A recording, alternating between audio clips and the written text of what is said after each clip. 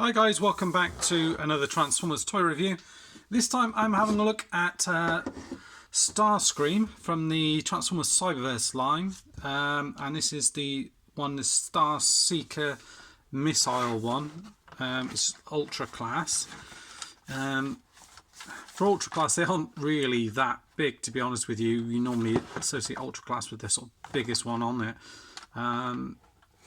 But yeah, it's not too bad size. I will bring in some other figures just as a size comparison. I picked this up actually at the toy shop, and it is literally called the Toy Shop in my local town in Trowbridge. So it's just down the road from me. I was just popping into town, getting a few bits and pieces, and had a look to see you know, what was in there, and they had some of the new line in there, so I thought I'd have a look. On the back here, Starscream function scheming second in command. You can see it's got 8 steps to transformation, and you've also got Bumblebee and Grimlock that come in that line. And it says convert to activate the Starseeker Missile option on here, and then you've got them in robot mode here, and you see the price up here. It's just under £21. Quite expensive for what it is. Normally I would use my scissors to open this up, but I can't find them, so I'm using this kind of Swiss Army knife sort of thing. So hopefully that should do the job. Might use a different attachment on it actually.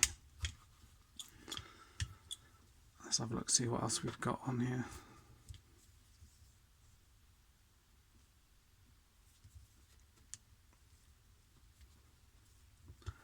Obviously,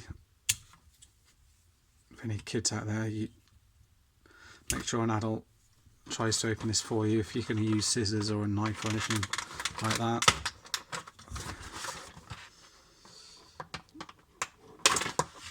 I'm kind of grown up, so I can get away with it. Let's have a look. There's a few little bits at the bottom here, and then it's pretty much out. And then you can see at the bottom there, he's got his instructions. Pop him down here, have a little look-see at him, and yeah, it's got a fair bit of paint on him. Fortunately, the head does not move. That's annoying, isn't it? So you don't get any articulation on the head. The arms do move up and down.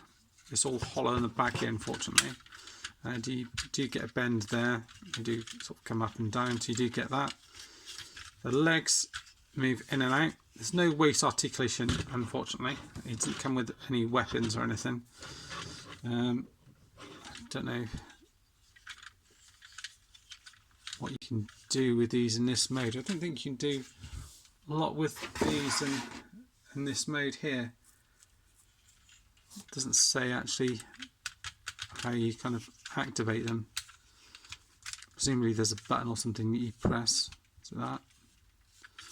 No, I can't see. You don't get any articulation again in the knee with these ones, which seems to be a recurring theme with this toy line. Apologies, just not the camera there.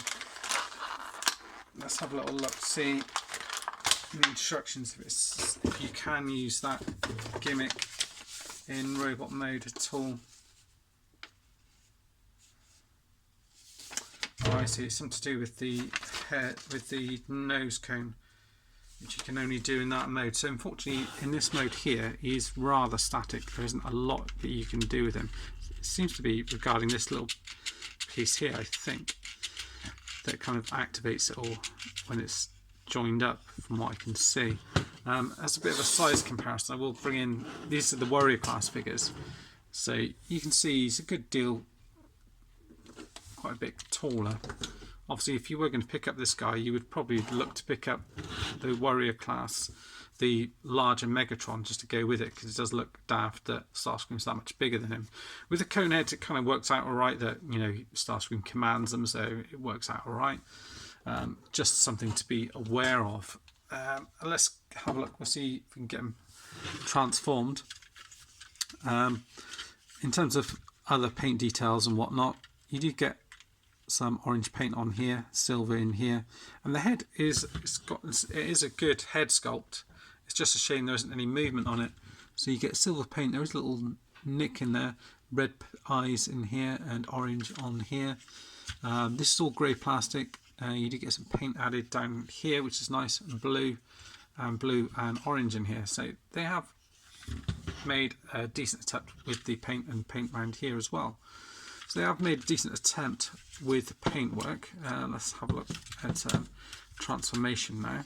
It looks like the whole thing kind of moves out like this. At the same time you push this up into there. And then looks like you peg these bits together here.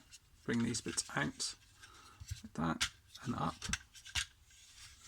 from what I can see. And then peg that down. And then it looks if you bring the arms all the way back and actually peg them into there. But underneath you can see it does look, well, it looks very hollow because it is very hollow. You know, all of this is completely empty underneath the arms and whatnot. And then on top, it's not too bad, but then you get this section here which doesn't cover over the robot mode kind of torso, which is kind of disappointing really. Nose cone looks absolutely fine. You get blue paint, orange paint on here. Orange paint's done alright. There's a few little imperfections in here. You get red and white paint on here, which is almost like tampoed on, with Decepticon symbols either side, which are a little bit diddy. And then you get the gimmick here, which I think, let's have a look, I think is you do that and the guns actually shoot out. So actually as a gimmick for kids, that's a pretty cool thing actually. And then you can just push it back in like that, and they do shoot out at some force, so that's supposed to be him shooting his guns. So I think that is a pretty cool gimmick. I think most kids would be pretty pleased with that, and it is pretty easy to do and to transform. I can't see any issues with kids kind of breaking this or doing anything. I'd imagine after a while the parents are probably going to get annoyed with just how noisy that action is. And then just transform them back, pull this up, pull these down here like that. And so you could, if you wanted to, leave that open like that. So you get them with these bits in here if you do want to do that. So you have got the option of doing that if you should choose to. And then it kind of looks like he's kind of blasting off, just to give you that option. But that, oh yeah, and these bits fold back around here as well. So that is pretty much him all done. Pretty quick review, not a great deal to show. He's, yeah, you know, he isn't really for the collector's market. It is more aimed at young children getting into Transformers, and for that I think he's pretty good. It would be cool if this added a few little things like articulation with their head would have been cool. Maybe a bend on the knee or something like that. But I suppose, you know, if it's kids playing with it and you're just plonking it down like that, at least it's stable, it's not going to wobble around, which have been an issue for some recent releases. So on that scale, I think you know, if you're buying it for kids, yeah, I think I would recommend picking it up. £20 though is quite a lot for a figure, but then they are all quite expensive these days. I'd be tempted to hold out, see if we can get it for 15, but then again I've picked it up for 20. I'm quite happy with it. With these line, I probably will sort of, you know, have them for a short time and then sell them on, to be honest with you, once the kind of novelty's worn off. But he's pretty cool. You know, not without his faults, like I mentioned, a lot of hollowness in it, not a great deal of articulation, and that's torso mode showing through in the vehicle mode. But there are a few decent paint apps on him, and the actual gimmick on him with the Starseeker Missile thing works out quite well.